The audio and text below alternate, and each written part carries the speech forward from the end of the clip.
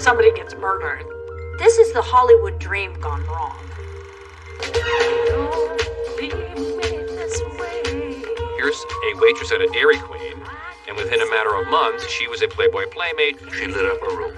All the corny phrases were true about Dorothy. She became sought after by every man in the world, even if it was only in their minds. Paul was a small-time hustler who found golden nugget. Dorothy was his meal ticket.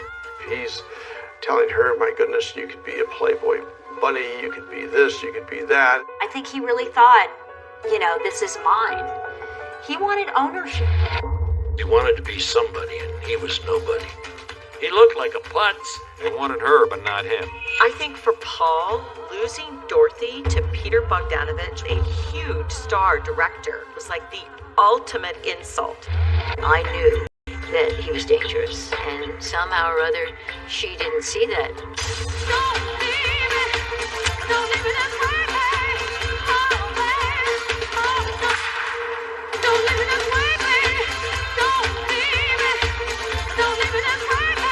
Are you really shy, sensitive, and romantic? Yes, I'm getting over my shyness fast.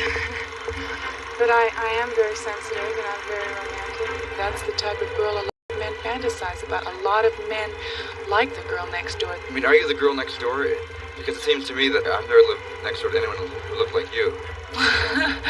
Well, when I came from the town that I came from, I lived with my family still. I just graduated from high school. I worked in a Dairy Queen for 4 years wearing pigtails and no makeup. Whose Playmate are you supposed to be when you're the Playmate of the month? I think I'm supposed to be the Playmate, whoever chooses me as their fantasy. Dorothy Stratten, in many ways, was almost like a fantasy of what the Playboy reader or the Playboy fan would want. She's blonde, she's well-built, she has an innocence about her. Dorothy Stratten was an angel. She just was a sweet, effervescent angel. I said, she's gorgeous. And this town will destroy her. She was just breathtakingly beautiful.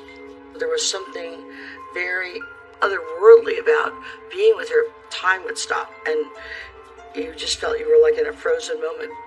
She was a young girl from Vancouver, British Columbia. She was very naive. A high school student, really had no worldly experience. She is the daughter of a woman who came over. Dorothy really wanted people to love her.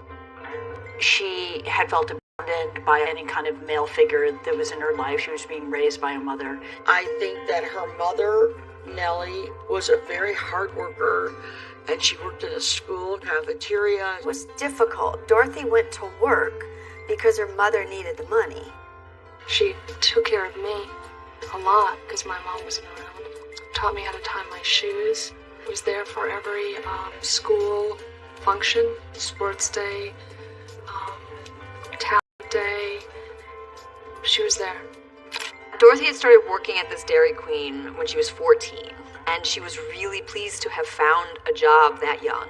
I mean, I can kind of picture this beautiful blonde girl, still young, and beautiful skin and beautiful eyes and long legs, and saying to you, what, do you want vanilla or chocolate, right? She's still working at that Dairy Queen when she's 18. And she's still in high school. And that is where she is the day that Paul Snyder, a local pimp, walks into the Dairy Queen and sees Dorothy, and both of their lives will be changed forever after.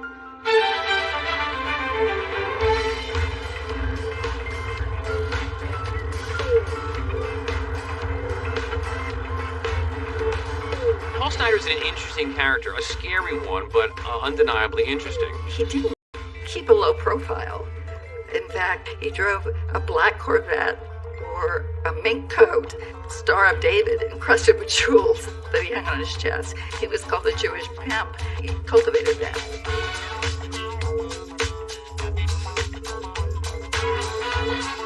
Paul Snyder was dressing in exactly the way that he thought that successful men were dressing in disco clubs.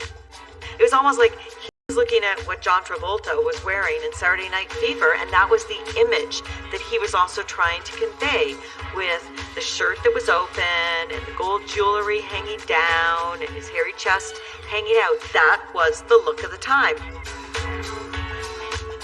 I found him to be basically a very streetwise individual, trying to basically make a buck any way he could, especially on the backs of others, using others. He was an opportunist, and he was always looking for his opportunity to make money. He was not on the up and up. You know, if you shake hands, you count your fingers after you do it.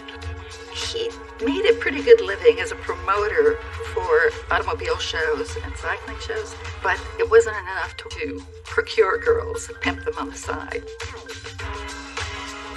He had a stable of several girls. They called him the Jewish pimp. He would find them and then exploit them to build his own power. Paul Snyder was a predator. You think of him and you think of a wolf. And you think of him stalking his prey. So he sees a sexy girl at a Dairy Queen. She's a child, basically. But, you know, what can happen for me through her is of interest to me. And he decides to groom her, like a lot of people like this do. You look at them and you wonder, my goodness, you know, this is the perfect victim for Snyder. You have this innocent, untouched, young piece of canvas. He had a good eye. He saw the Playboy Playmate of the Year behind a counter at a Dairy Queen. He saw the possibility. That's an eyeball. That's a good eye. And he's right. She was spectacular to look at. And she was also sweet and likable and approachable and nice. He bought her beautiful jewelry, beautiful clothes, so she was totally taken in by him. There was a bit of a pathology about her in the sense that when this guy paid attention to her and showered her with gifts, she grabbed onto that. There was something missing in her life. As a 26-year-old man, he goes to her high school prom. He buys her the gown that she's going to wear for the prom. It was a very beautiful, ruffled dress that highlighted her features. So in the movie that I was in, Star 80, Paul Snyder comes and takes Dorothy to her prom, her high school prom.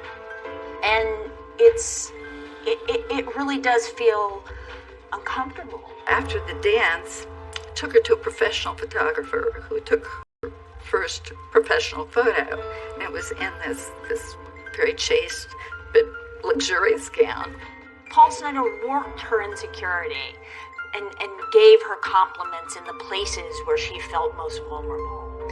And when you're insecure, you hear those words, they fill holes that you feel you're made up of. People at school would tease her about her lips being so big, and she felt awkward. She wasn't comfortable in her own skin. Paul Snyder saw this young girl who was almost old enough at the Dairy Queen as the sexy girl next door. Now that's what Playboy magazine would torture you, pal. So, really? You think? Let me look. And if she's not there, she's in this magazine. He's telling her, my goodness, you could be a Playboy bunny, you could be this, you could be that, and in her world, in a Dairy Queen and not seeing a future for herself, that could be something. She was very shy at the time, too. So this is a whole new world for her. And it took him a little while to talk me into agreeing to taking some test pictures. I had never taken my clothes off for anyone I didn't know. And eventually she said yes, and it was just this gradual experience of saying yes a little bit more and a little bit more and a little bit more until you suddenly find yourself as a part of this completely different world, and it's hard to look back and sort of measure how far you have come. She was afraid her mother would not like it, and she didn't feel comfortable doing it. There was arguing going on, I recall that. Dorothy crying, and Paul trying to convince her that this is right, that it'll be fine, it's not the worst thing in the world. Go ahead, do it. She was enamored with him. he saw that in me. Oh my God. And it made her happy to be her. So happy to be her with him. So it was artificial, but it was a relationship. And it was wonderful. It was great. And she trusted him. I think the early devotion to Dorothy was partially an act. He considered Dorothy class merchandise. And I thought, this guy is a real con artist. Paul said to her, "You're beautiful." And you know the effect that those words can have on a woman.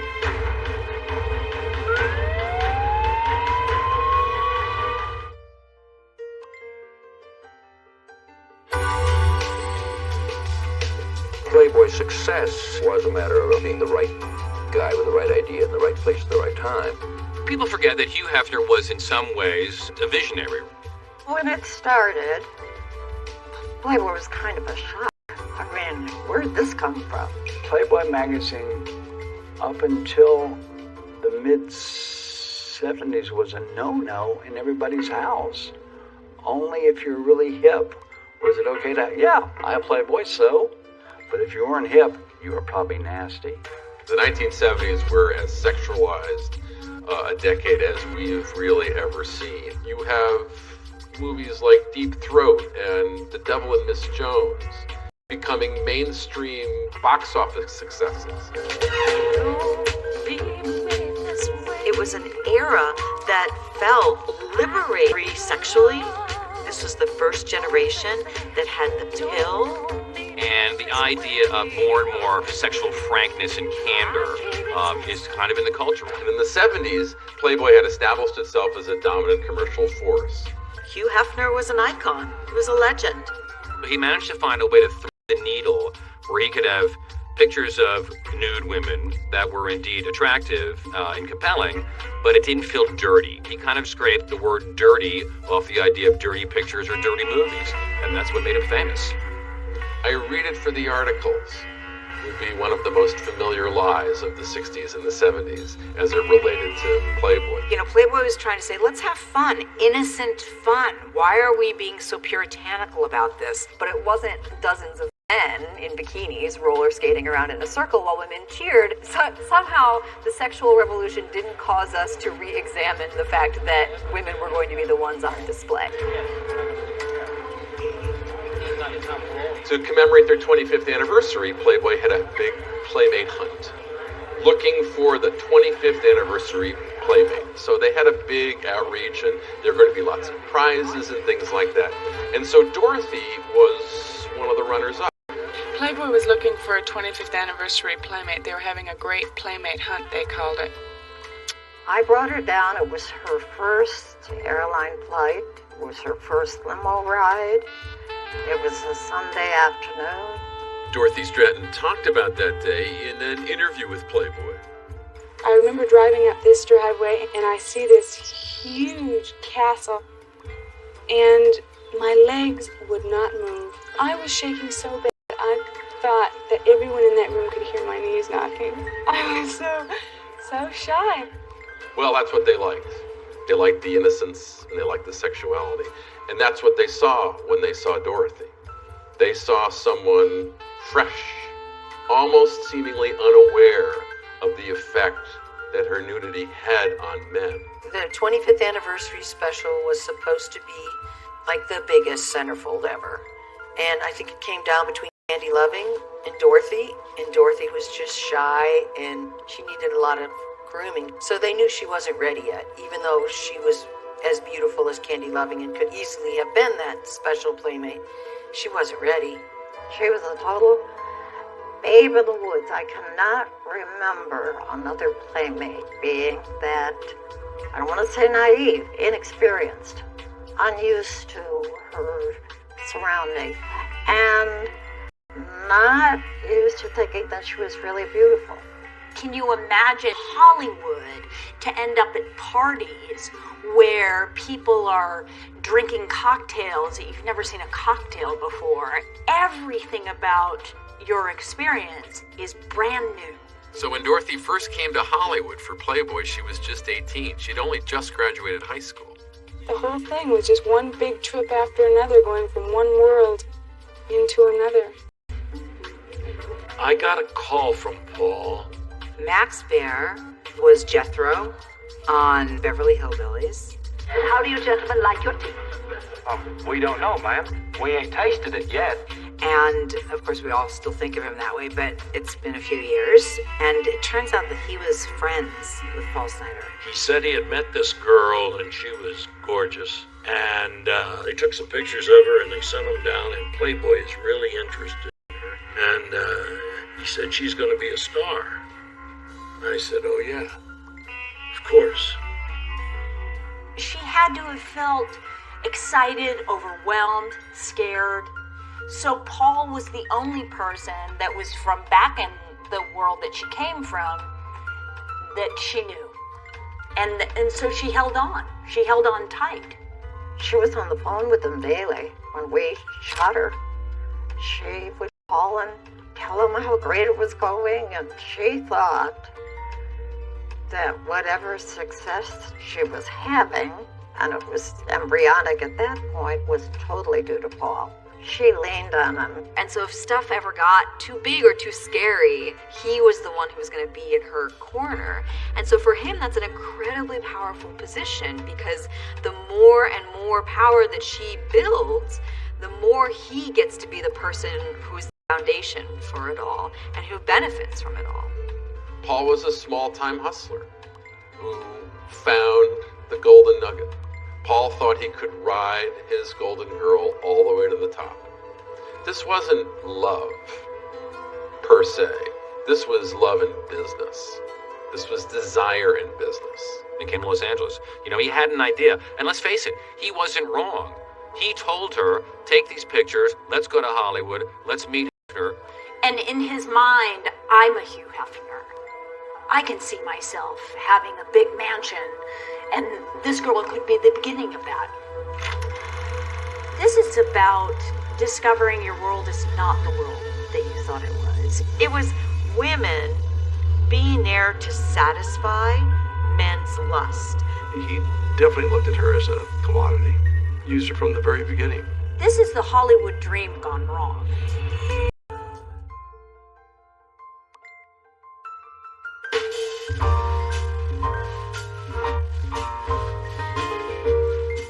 What basically is the principle behind the Playboy clubs? The club is really an extension of the concept that was developed in the magazine. It's an attempt as much as possible to kind of bring to life many of the notions that are popularized in the magazine. A Playboy bunny was someone who worked in the clubs, learned the bunny dip, which was a particular way of serving a drink. Okay, once again, let's see the bunny dip done just so. That's absolutely correct. So a bunny is sophisticated, but she's also naive. A bunny is available, but also you cannot touch her. All of Playboy is about these contradictions between one idea and another, and then trying to live inside of them. We take blatant sexuality and then try to layer over it a bunch of childlike, charming, asexual aspects, as if that kind of cleans it up. That's like doing heroin and taking vitamins. Playboy is an attempt to put together a quality entertainment magazine for an adult male audience, which brings together things of an erotic and sensual nature with things of an intellectual nature. Faster. Very good. Around the table. So I think it was a very traditional approach to men's roles and women's roles.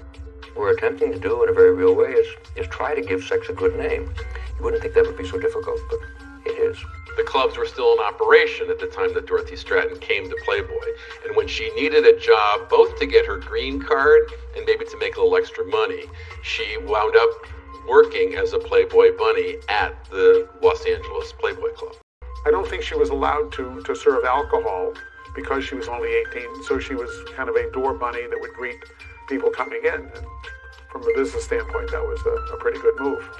A lot of women come to Playboy and they want to be published in the magazine. And they're beautiful, they're gorgeous, but they are not Hugh Hefner's idea of the girl next door. They are too worldly or womanly. A lot of men like to have their women as not, having not been around too much. She was so thrilled and happy to be part of it, and the innocence is what you want to keep. Hef saw that. Everyone saw that. You could not spend a minute with Dorothy and not be in love with her. Ken Honey submitted her. They were the tests that he shot. He sent me the pictures, and I called up and said, One picture of me, they flew me out that Sunday, the first time I was on an airplane. I don't think she said that. She listened to me. I explained the whole thing. We'll test her. We'll send her home. We'll let her know. And they did test shootings with me that same day. They brought me up to Hefner's mansion that same day. I introduced her to people. She relaxed a little, but not a lot. It was very exciting, very nerve-wracking. And she came in the next morning, bubbly, ready to go. I thought, wow. So how do you do a nude layout? Do you just walk into a room, take off all your clothes? I mean, did they work up to gradually? You know, take a few shots with just like a bare chest and then work up to a nude shot? Or how do they do? How do they make you feel comfortable? I think it depending on each individual girl and how nervous she is. Were you nervous? Yes, very. I think even when her pictures first came in, they knew right away, because she came right back to the mansion and they shot her very quickly. It all happened very fast for Dorothy. I worked for Playboy for 43 years. It was pretty easy to know if a girl was going to make it or not. Luminescent, angelic. She lit up a room. All the corny phrases were true about Dorothy. So Playboy did a documentary called Portrait of Dorothy Stratten, in which you can see them filming her photo shoot. Okay, toss the head around. And you can see what it is that goes into that thing that made Playboy so successful. Obviously, the bits that they chose for these documentaries were very flattering. Little more, Dorothy. Oh, now it happens. Look at that. And yet still, she laughs so much. She spends so much time just seeing how silly it is. I call her a woman child. When you looked at her, she was a total lady. Had the statuesque look, but when you talked to her, she was still a little girl. She was thrilled about the whole session. I noticed in the first centerfold that we ran that if you look at it, that she's looking up. So you kind of saw the whites of her eyes. And I'm not going to say it exaggerated in this sense because I don't even think she recognized what power she had at all. That picture told me a lot. That was a male fantasy, that she was this innocent, almost virginal young woman making herself available, maybe for the first time, to the man of her dreams or to every man and his fantasies. That I'd ever met in Los Angeles. And I said to Paul, Paul, do you care about her? And he said, yeah. I said, well, if you really care about her, take her back to Vancouver. She doesn't belong here.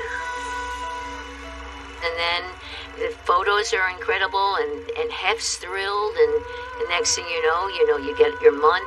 She was really happy then. That's when I think it was starting to change with Paul. Paul tried to keep tabs on her. I know he did. But it wasn't out of, I don't think, jealousy. It was protecting his interest. Paul Snider had shaped her, like Pygmalion, to be a certain type of woman. But then she came to Playboy, and then the Playboy world started to shape her. This is how you answer a question. This is how you arch your back. This is how you look good in pictures. They were trying to give her the level of sophistication that would make her succeed more in the world, and that was at the same time about maybe Paul is not the man for you. He found out when he turned up there, they didn't want him, right? The gates were closed to him. They wanted her, but not him. Why is that? Because a guy like Hugh Hefner in a place like Playboy is about maximizing the female archetypes. They didn't need Paul Snider. They could handle that kind of thing on their own. Stay the shot from your double top. Stay the shot from your double. Stay the shot from your double top. Stay the shot from your double.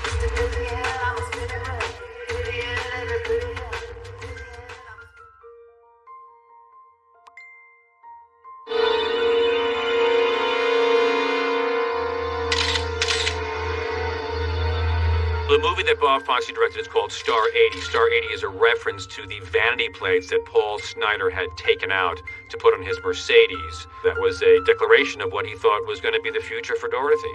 It stars Hemingway as Dorothy Stratten, and it stars Eric Roberts as Paul Snider in a really kind of breakout role. Snider. Paul. Now I'm having this conversation with myself in a mirror that's vain. I'm this important, see? That's where his confidence came from, because he didn't have it built in. So he had to make it up somehow. So it was on the presentation. Paul, if anything, certainly had trappings of inadequacy from the very beginning.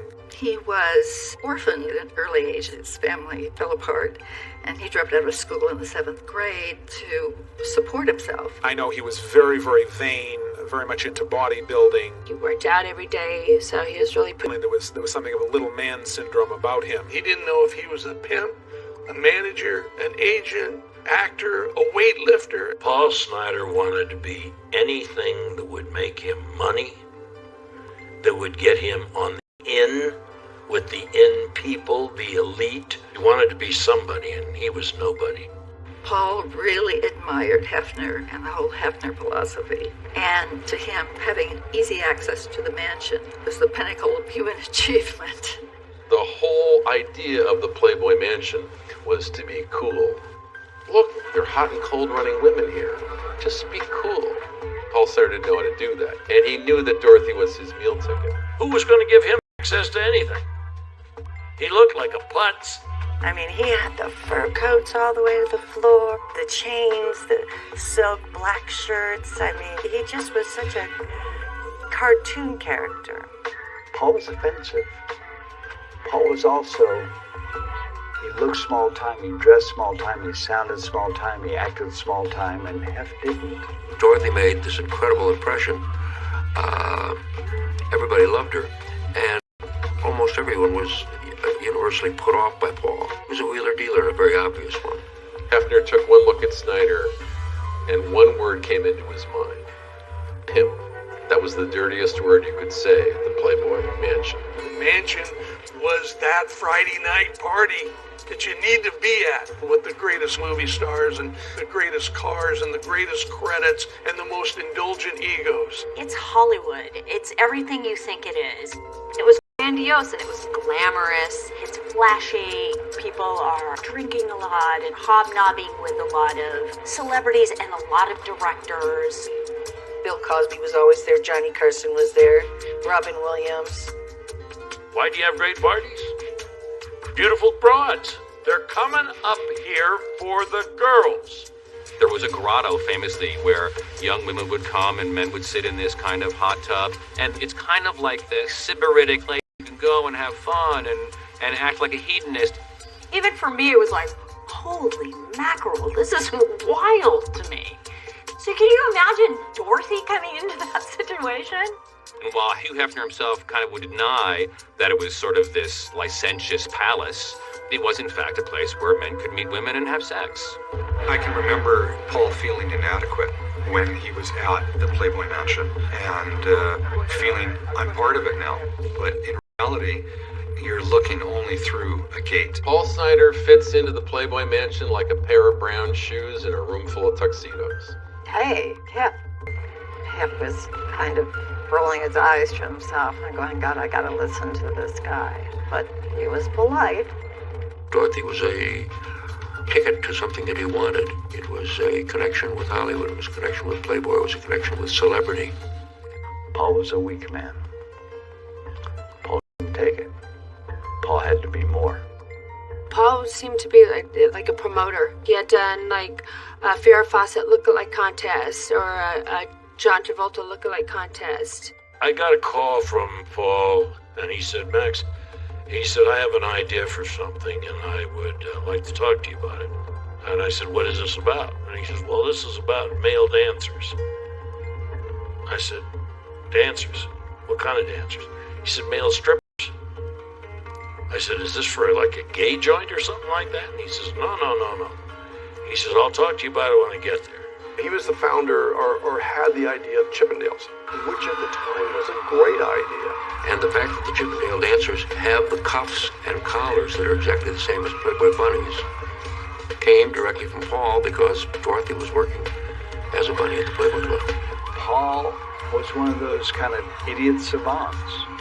He knew what people liked. He was a pretty good promoter, and that was the only good idea that I ever heard him say. It was a monumental success.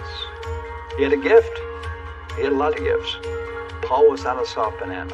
But also you have to understand that just having the idea is different than bringing the idea off. It went nowhere under his guidance, but then of course became a huge, huge business for Chippendales. The partners that he was involved with took the idea, liked the idea, and then kicked him out of it. So he said that he got ripped off on that. He wanted to win. He just didn't know how to win. And that's why he used other people. It didn't take a rocket scientist to see that this was a sleazy guy. You got the heebie-jeebies. He was creepy.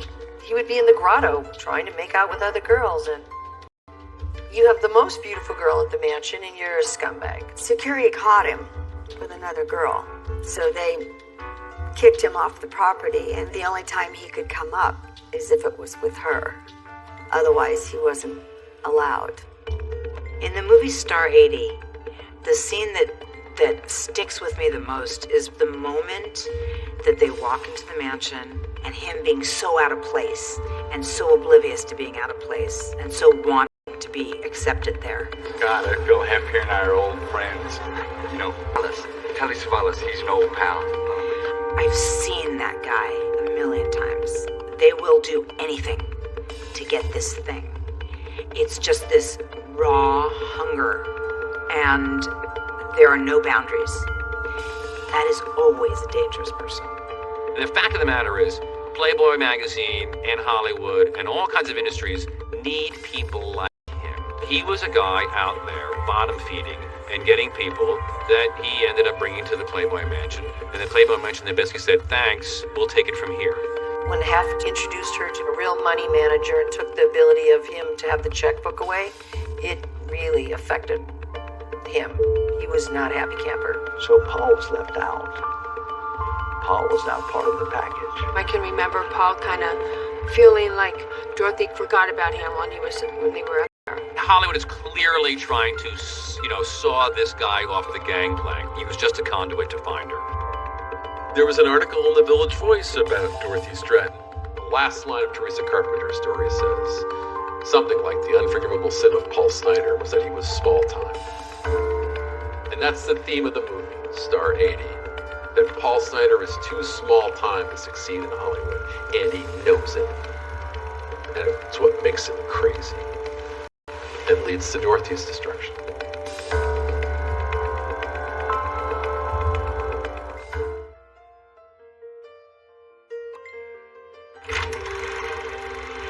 Even to the most cynical sensibilities, there is something miraculous to the way Hollywood took to Dorothy Stratten.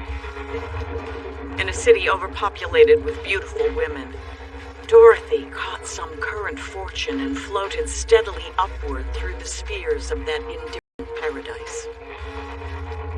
I think you saw her as being someone who could be in the movies and posters and shows and someone who could represent as an ambassador the Playboy brand in a way that he'd been struggling to find. Hefner was never the Hollywood insider that he wanted to be.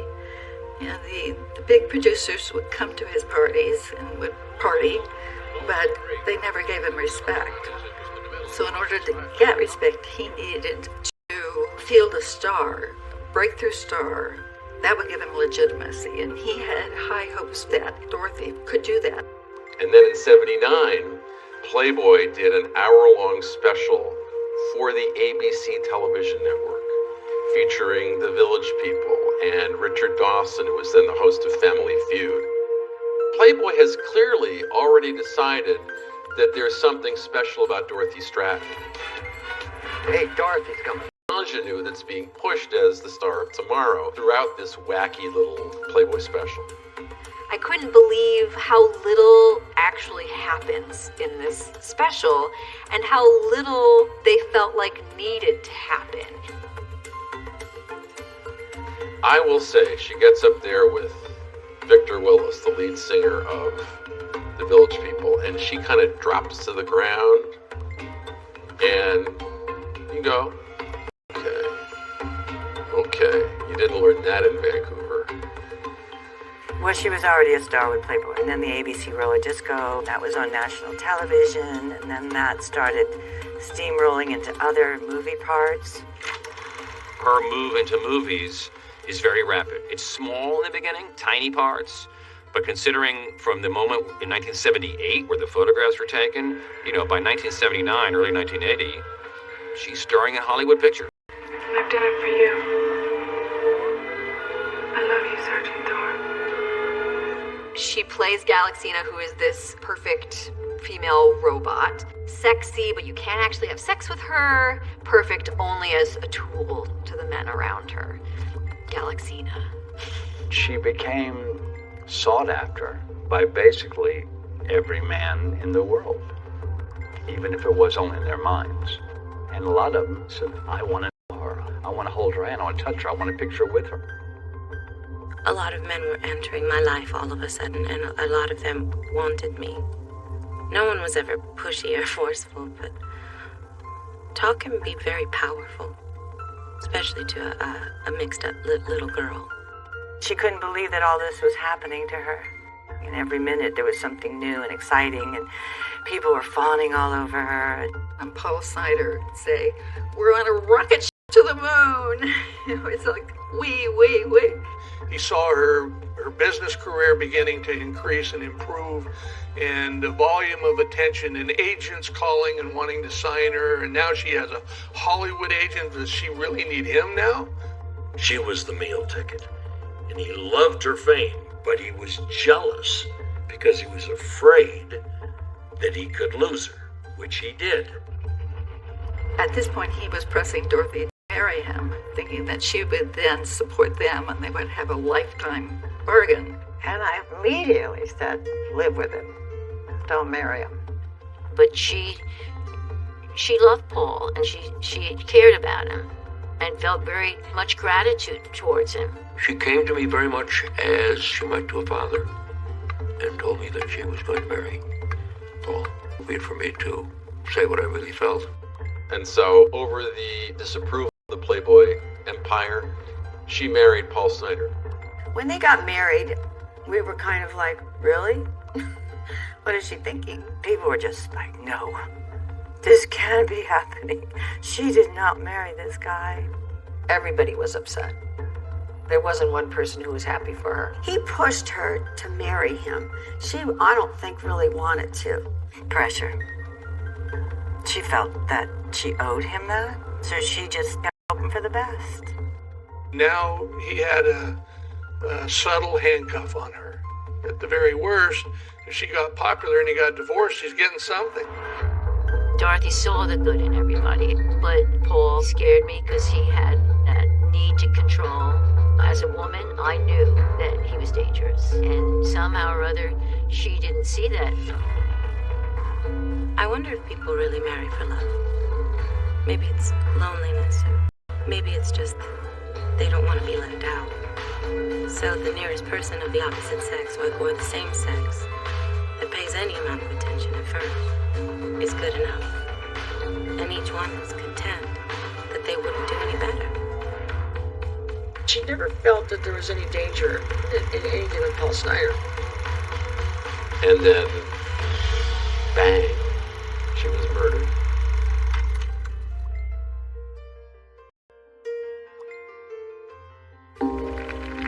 Dorothy Stratten was once in a lifetime. She was, in every respect, fodder for the dreams of millions of men. She's gorgeous, and this town will destroy her.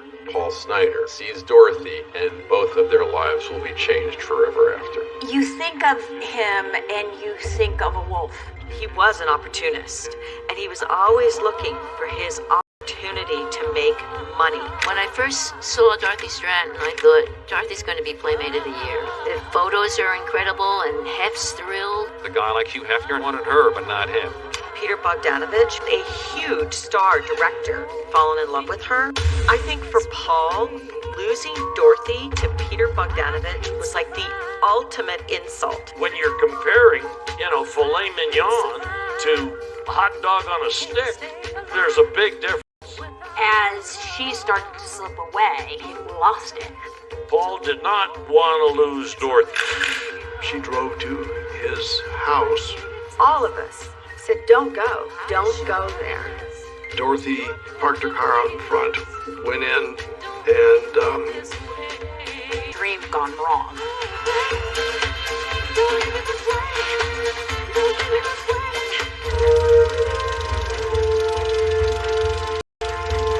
Dorothy Stratten has become someone who represents all manner of things, power between men and women, sexual exploitation, the kind of fundamental notion of the fantasy factory in Hollywood and how it exploits people. Dorothy is photographed a number of times by Playboy.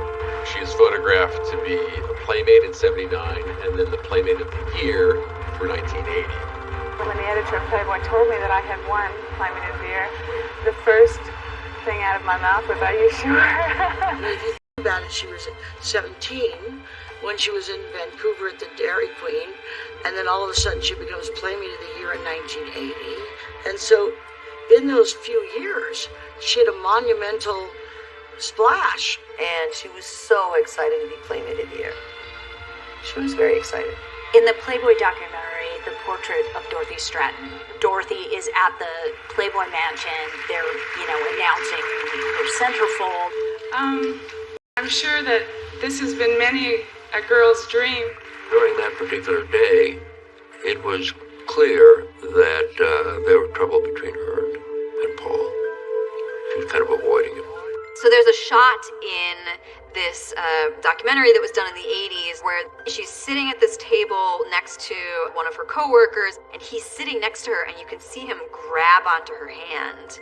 And she sort of squeezes it, but then she's also sort of pulling away. And I think he wanted to be able to stand by her to go like, yeah, I'm the one that brought her here, kind of a thing. Well, it was way beyond that. There's pictures of it, and it's in the documentaries of the things that Playboy did, where he was getting too close at the Playmate of the Year party, and Dorothy had to, wean him away. These are triggers. It's the smallest things that happen like that that create the biggest darkness. This realizing that he is just nobody to anybody. There are shots of Hefner talking to him also. Hefner never looked super comfortable to me, but he looks particularly uncomfortable in those shots. I don't know if anybody's moved that fast, because I've been following the movie industry for many years. Hef gave Dorothy what her husband and she wanted, and that was to be Playmate. And then she was Playmate of the Year, and she got a lot of money for that. I got a $65,000 Russian Versailles coat. Oh, I didn't see that one here. A $26,000 Jaguar and a $25,000 check. $15,000 diamond necklace, a diamond ring, a hand-built brass bathtub worth $13. Not a bad deal. He calls me on the phone and he says, "Max, I want to show you all the stuff that Dorothy got for being Playmate of the Year." He would go through each one of them and say, "What do you think I could get for this one? What do you think I could get for this one?" Then I remembered the tub was a big, beautiful, gold fixtures on it, standalone type tub.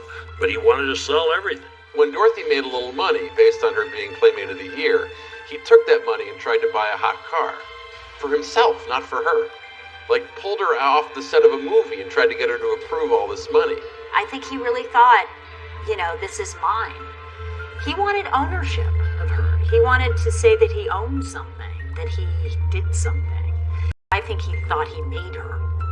It didn't say anywhere in the magazine that you were married, did it? No. How does your husband feel about this? About your Playmate of the Year? He's very encouraging. He's very proud of me. It's great for his ego. Yeah, I suppose.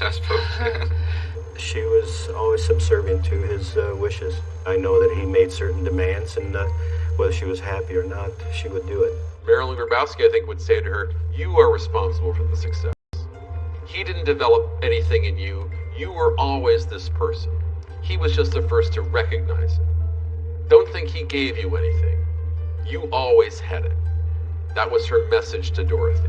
By the time she became Playmate of the Year, Dorothy was pretty confident in herself, and she could say no, Paul, I'm not doing this. She grew a pair, yes. She did. While Dorothy was slowly leaving him, he was trying to find new hustles and new ways to do things. He kept trying to promote young women as playmates. I was actually working in a grocery store then and finishing high school. He was telling me that his wife was Playmate of the Year, and that if I was really pretty, and that I should consider, maybe consider doing Playboy sometime. But of course I wasn't old enough yet. He was hoping Patty could turn into something like Dorothy, as a matter of fact. It's probably becoming inescapable to him that unless he gets her back on his side or finds somebody else, this Hollywood dream is over. He managed to find Dorothy Stratten, who really was actually very good at all of the skills that you needed in order to be a fantastic playmate. You cannot just pick off any other girl and then assume that you can groom her into being that same person. Nothing against Patty. She was an attractive young lady, but turning anybody into a Dorothy Stratten was a pipe dream. Dorothy Stratten was once in a lifetime. Are you going into movies? Is this the logical? It's not logical. Doors in that field are open to them, that they have a very good chance. A lot of the girls are married when they become a playmate. You're married, aren't you? I know that there were a lot of fights and a lot of problems. He wanted to own stuff. He wanted to rip things apart that weren't working and control things that were. They both started to have other lives. And being the kind of possessive man he was, he didn't want her to have this other life. In one session in particular, I do remember we were interrupted. She left the room or the studio, went into a room, locked herself in for about 5 to 10 minutes, came out, started crying. I asked her what was wrong. We found out later that she was talking to Paul, and she was very upset with that conversation. Of course, it was maybe a month before she was killed. As she started to slip away, he started to realize he owned nothing. He wasn't doing anything. Nobody was admiring him. Hugh Hefner's not going to call him back. And then this deep, freaky thing that was going on inside of him took control, and he lost it.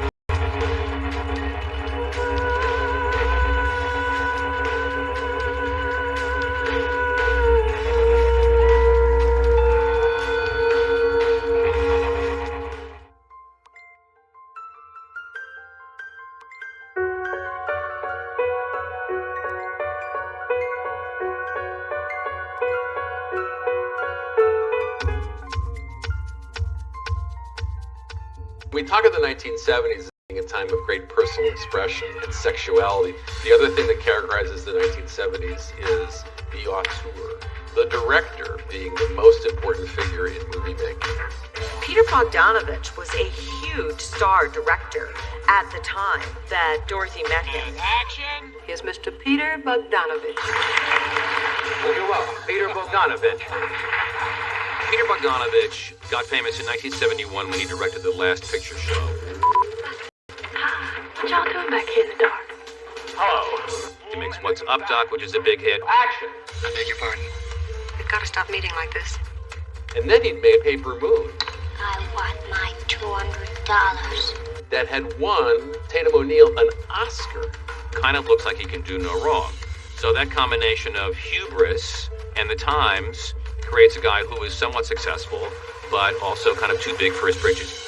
Peter Bogdanovich has made a movie in color. He was a real ladies' man. He left his wife. He's down on his luck. He can't get any projects. He and Shepard are breaking up, and he starts to hang around the Playboy Mansion, and that's when Dorothy Stratten meets Peter Bogdanovich. Hef and Peter were extremely close. Compared to Paul, Bogdanovich was a prince. When you're comparing filet mignon to hot dog on a stick, there's a big difference. He ostensibly sees someone he wants to cast for a part in his movie. Oh, it's just a small role, but you would be perfect. She was so mesmerizing. When he met her, he was compelled to actually take a role and create it for her. When I met Dorothy, I thought it'd be great to have her in the picture. So the movie evolved, and I went to Los Angeles and wrote it. This was a Cinderella story. He was picking her up from just being this nobody and elevating her to be the queen of Hollywood. Miss Stratten is with us this morning. Good morning, Dorothy. Good morning. Dorothy thought, let Peter Bogdanovich make her into what Paul couldn't make her into. I'm in the middle of another movie right now that I'm shooting in New York called They All Laughed, with Peter Bogdanovich is directing, Audrey Hepburn and Ben Gazzara is starring. Do you have some talking parts? Oh, I have a co-starring role. Oh, good, good. He's valuing her in a different way than just, let's get more of these nude photographs. She had a kind of glow, and the way she talked, the way she moved, her laugh. I remember driving her to the airport to start filming, and she was very excited. Director Peter Bogdanovich is in New York City to shoot his new comedy, They All Laughed. Peter wanted to make a love story in New York about how falling in love can be a mistake. The John Ritter character in the movie is kind of modeled on Bogdanovich, and he casts Dorothy Stratten as the object of his desire. Being in love with Dorothy is what inspired the picture, and I think that it has a feeling of being in love with the picture. Are you okay? I'm very well, thank you. How are you? It has a certain sparkle to it that none of my other pictures have. They All Laughed was absolutely a movie about Peter. It was very autobiographical. She and Ritter have dialogue where he goes, "Will you marry me?" And she goes, "Yes, as soon as my divorce comes through." Will you marry me? Okay, I will. You will? Well, yes, after my divorce. Those were the words that Peter Bogdanovich was happier to write than any he ever wrote before or since. There was fireworks. She was essentially out of the hotel she's staying in for production and moves in with him. And they try to keep it secret, but the world finds out. They're in love. I was in love with her in a way that I never have been before or since. It just seemed like we had wings, you know. Every little thing had power.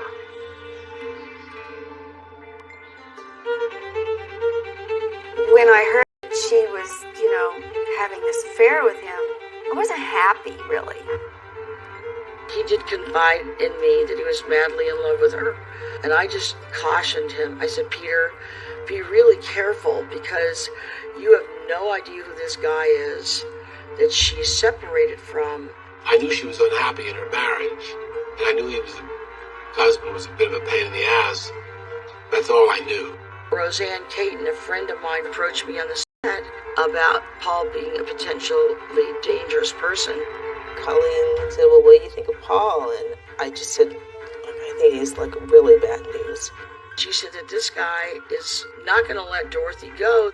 I just knew that he was capable of doing harm and that Peter should be really careful because he's the kind of guy that could kill him. I think the minute Dorothy got interested in Peter, Paul felt like he got left behind, like he got shafted.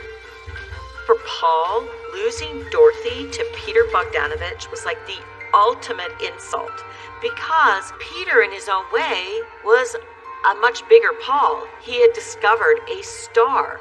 Just like when Paul found Dorothy at the Dairy Queen, she was nothing. When a person knows they're inadequate, and they can feel that inside, but they won't say anything, and they'll try and put up a front. He probably did that. He put his best face on, when really inside, he was probably crying. He was injured, bruised, and cut with a sharp knife in his soul and heart. Paul veered into that dark place.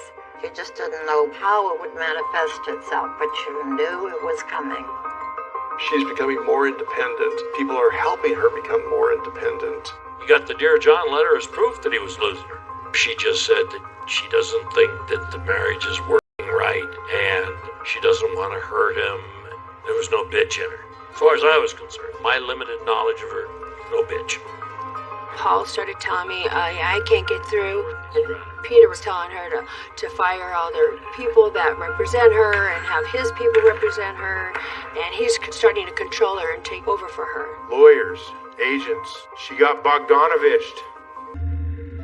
Paul's last hope for a big score was a project begun a month or so before he and Dorothy were married. He had worked out a deal with Dorothy. They would print a poster they hoped would sell 1 million copies and net $300,000. He figures this is his one last kind of attempt to cash in on her. Peter was very against her doing this poster, and he felt that she was being used by Paul. So we hop on a plane and fly to New York. She opened the door and saw them, and she said, "Oh my God, what are you doing here?" I said, we want to show you this poster. You know, we talked about it with Paul and all that. She took it with her inside the room, comes out moments later. She says no, and that's it. That was the final shutdown. He had no more income. And I think that's when Paul, went into high gear. She never felt that there was any danger in anything with Paul Snyder. But I always say, you just don't know how people are going to react to rejection. They were naive that there was a very present danger.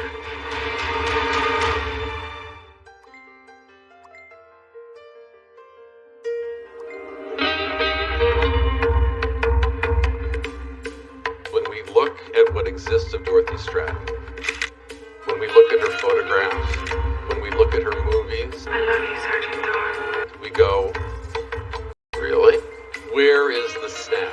Would you welcome Dorothy Stratten? You look at her, Johnny Carson, you go, I don't get what everybody gets. What do you notice first about a man? Man's walking down the street, or you walk into a room? Stand up.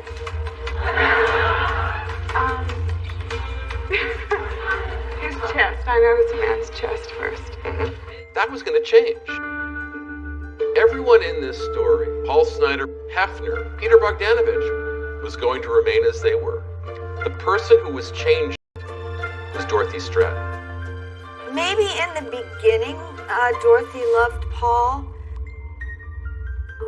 But I think once she saw the world, she realized that it's not what she wanted. The more she got away from him, the more of a creep he appeared to be, which he was. In other words, she went from being naive to be able to see what he was. Even now, looking back on those videos, I see this desperate boy, Paul Snyder, who wanted to be Hugh Hefner.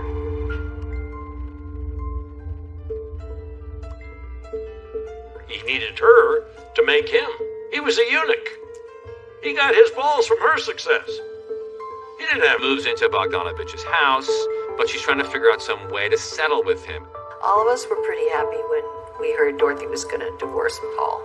We were happy for her. I think by that time, it was pretty well established that they were going their separate ways, at least in her mind. Snyder expected he would receive 50% of everything she did from that point forward because he was the one, he was the creator. He looked at this as not her being a human being, but her being a commodity. I don't know if Paul was capable of real love. There's those people out there that they're users. They don't have the capacity to love enough to let someone go for their own good. People begin to tell Dorothy, you never have to see him again. This can all be handled by people. Clean as a whistle. But she didn't think that was right. For some reason.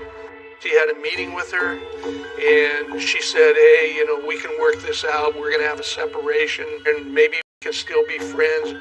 There's a way I can take care of you, and there might be some settlement, and it'll be okay, Paul. Just you are the one, you're the reason I'm here, and it'll be fine.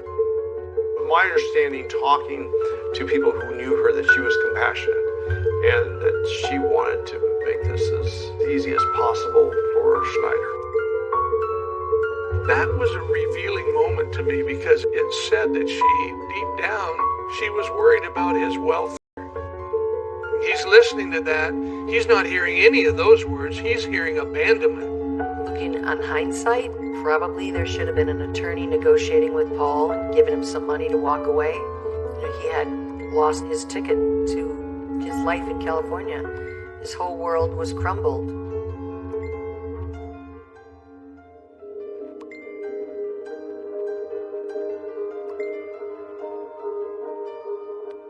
Paul was distraught. He was sad. He was like, gosh, she didn't even tell me she loved me or kiss me. There were times when he'd talk to me and he would start crying. And he would sit on the couch and play his guitar, and he had wrote songs to Dorothy. Those who saw him during the 5 days prior to the murder caught only glimpses of odd behavior. In retrospect, they appear to form a pattern of intent. He was preoccupied with guns. It was after Dorothy confessed to him that she loved Bogdanovich and wanted to make a financial settlement with him that he first started talking about the guns. Paul had borrowed a home. Why would you give a crazy guy going through a divorce, angry at his wife, why would you give him a gun? Well, his transition was first he went to the house and scouted, was a peeping Tom, if you will, and he's replaying his choice of thoughts. That's a dangerous road. He's not a happy person. Very angry, very upset. And that's what drives him, his pain. So now, here he is wondering, how do I handle this? All my friends think I'm a loser. And my girl's screwing around on me with another guy. It's humiliating. And so, what do I do here? He sat outside the gate of Peter's mansion for 2 hours, apparently, with a gun in his hands. There was a belief that he was going to kill himself. I don't know how accurate that is. But I know that he did go up there and he got tired of waiting. They, by luck, avoided that situation.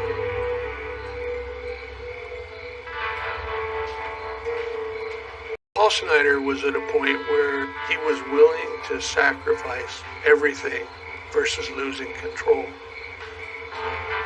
And that's when he was, perpetual motion was at full RPM, going as fast as he could. First, a friend of him lends him a .38 caliber pistol, but the friend then decides to take it back. So Paul then went on to the classifieds and bought a shotgun. He knows it's not right what he's going to do, but he has some momentum and velocity now that is starting to get out of his control. So when that takes place, that's a scary, scary place for all of us, right? The second gun he came across was a 12-gauge shotgun. It is a very powerful weapon. It's something that's going to stop you right in your tracks if you get hit. It becomes clear, in retrospect, that he's plotting to end it together. He just got out of control. Way out of control. I mean, he's out of his mind.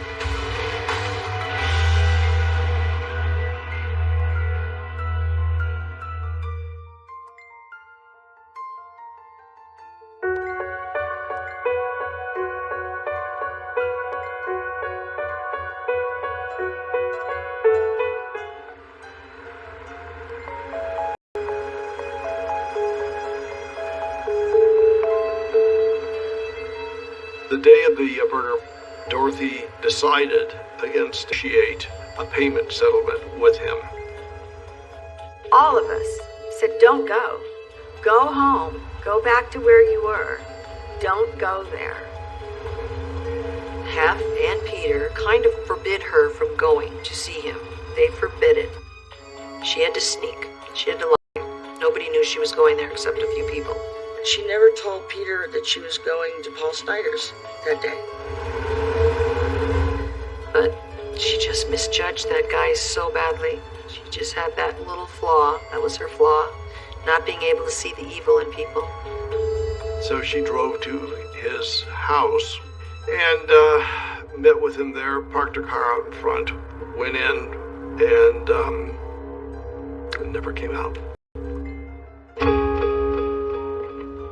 He had already had it all planned and, brought her to his house, made sure his roommates were gone. I believe I left in the morning because she was supposed to be there around noon or so. It's the worst day of my life.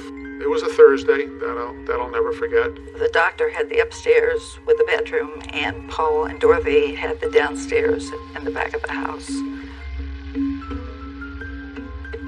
I saw her car was there. I went in the house, and her purse was on the stairs.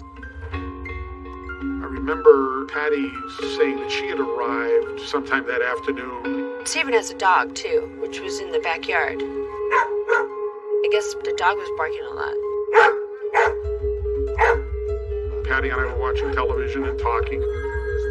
They hear Snyder's phone going and nobody answering the phone. Stephen was sitting up there. And he goes, "It's so weird, I haven't even heard the toilet flush." Finally, after many, many hours, one of the roommates convinces the doctor to open the door. We knocked on the door. Stephen did the knock like dun dun dun dun dun dun dun kind of knock, and no answer. And then opened the door.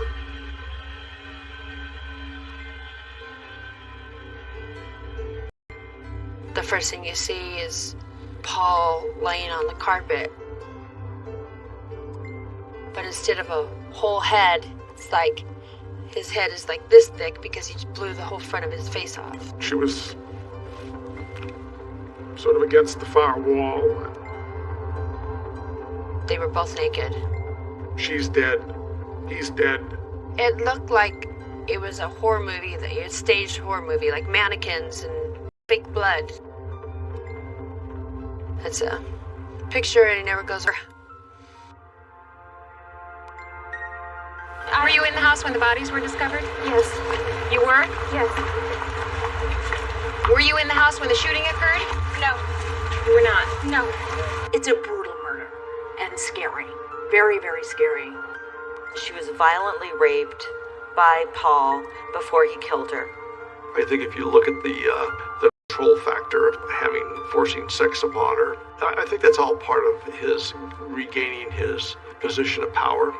I think it was more realizing that he had no future without her and didn't want anyone else to have a future without her. Snyder apparently shot Stratten in the face with a 12-gauge shotgun.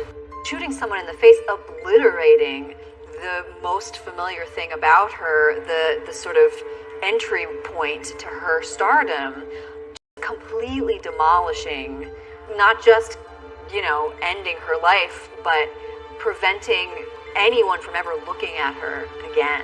That's what he did.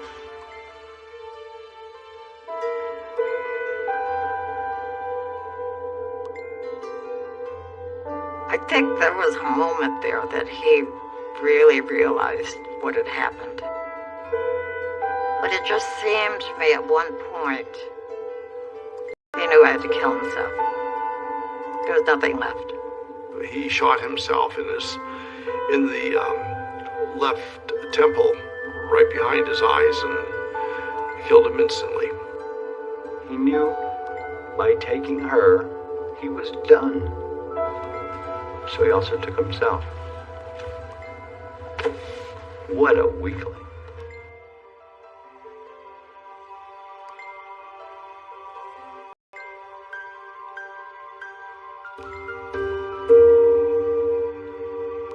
He ultimately had to do what he did, and basically to Hefner, to Bogdanovich, to everybody else, to society in general, put up not one but two middle fingers and say, that's what you get for messing with Paul Snyder.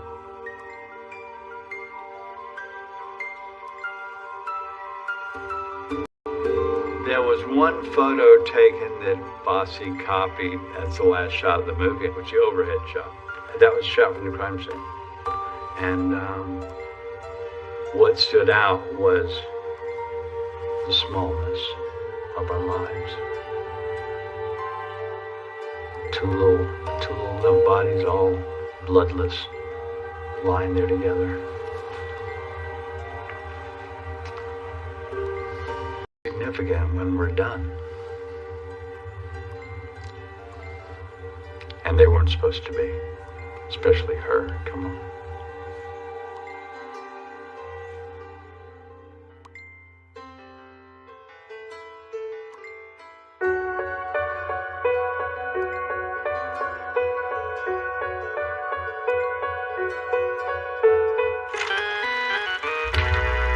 Dorothy Stratten was a corporate treasure.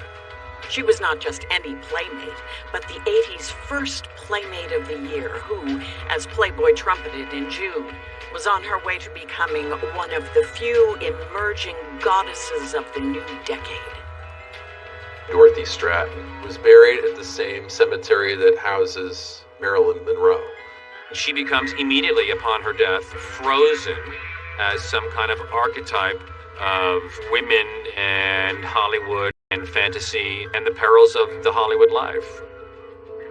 Hef was never the same. Part of him died. Part of all of us died because Dorothy was special to us. I remember driving in the limo with Hef to the funeral. And I remember his take on life and death. He said, it's the luck of the draw. Bogdanovich is desperate. He fell apart in every respect. He wrote the inscription that's on her grave.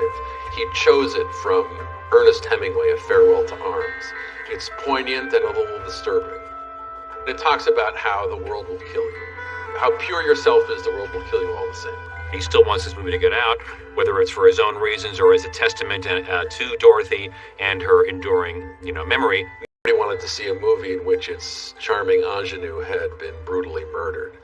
So he took the tragic decision of taking it back from its exhibitor and attempting to distribute it himself.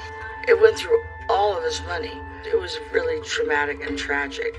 There were so many things that he just wanted to not lose, that he wanted to control, because he certainly couldn't control what had just happened. 5 years after her death, he publishes a book about Stratton. I think the killing of the unicorn was a way for him to sort out what had happened and look at it almost like a murder mystery. How did this event happen? He went after Hugh Hefner with both barrels. Dorothy, when she got to Hollywood, found herself maneuvered by Hefner into a sexual situation that she found very tried to. Now things were really raised to the ultimate level. And Hef was so devastated, it's really truly what led to his stroke. I remember being up there for a big press conference, and he was indignant.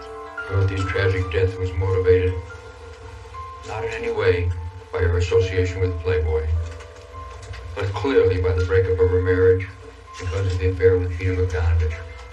What a bizarre spectacle. It was just all guys yelling at guys about women. How crazy. And so you've got this jockeying of these two very powerful, very big name men in Hollywood who were carrying tremendous guilt and grief about Dorothy's death. One of the tacit tenets of Playboy philosophy, that women can be possessed, had found a fervent adherent in Paul Snider. He had bought the dream without qualification, and he thought of himself as perhaps one of Playboy's most honest apostles. Teresa's story would say two things that Playboy didn't like. One was that Hefner was frustrated at the fact that his playmates didn't become stars. But the other thing was, and this was the unforgivable thing to say if you were Playboy, was that what Paul Snider did to Dorothy Stratten in the final minutes of her life was just the extreme of the whole Playboy continuum. It would seem these must be kind of lonely people. I mean, to try to have a relationship with somebody who's on a piece of paper. Sure. How do you feel about that?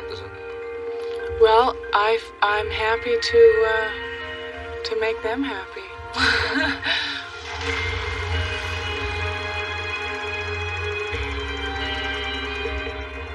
Peter supported the family for years. He had tremendous guilt. And so, when news news later came that Peter Bogdanovich and Louise Stratten had in fact gotten married, strange doesn't even begin to describe it.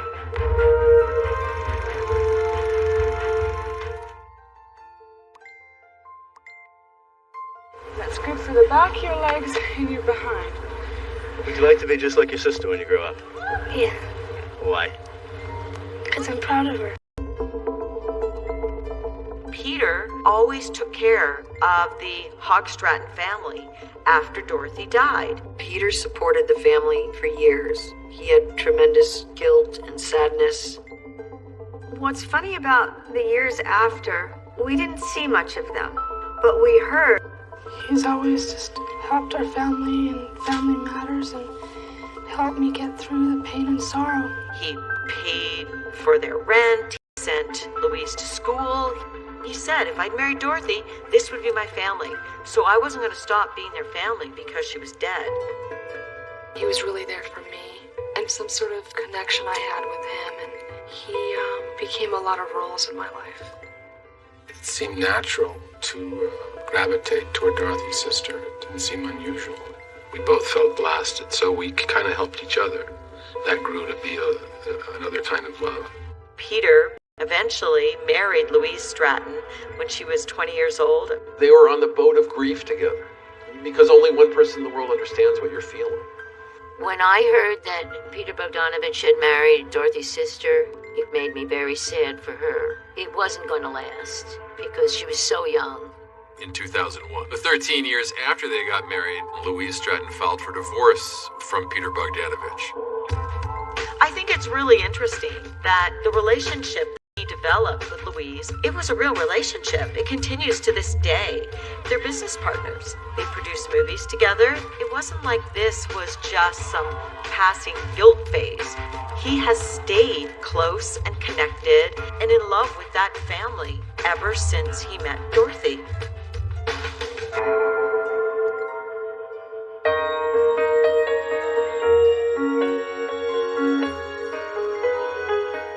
Whether or not Dorothy Stratten would have fulfilled her extravagant promise can't be known. She's only 20. So young. So young. In the end, Dorothy Stratten was less memorable for herself than for the yearning she evoked. In Snyder, a lust for the score. In Hefner, a longing for a star. In Bogdanovich, a desire for the eternal ingenue. Where does one's career go from here? I mean, are you worried that you have to make it quickly? I think the acting career actually can't be taken too quickly, because if you rush things and you make the wrong decisions, it could be over very quickly.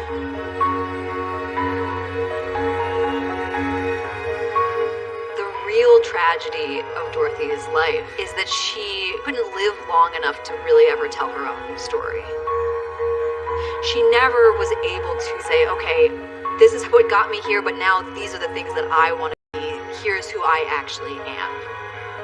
The rays of the sun are slowly shining brighter.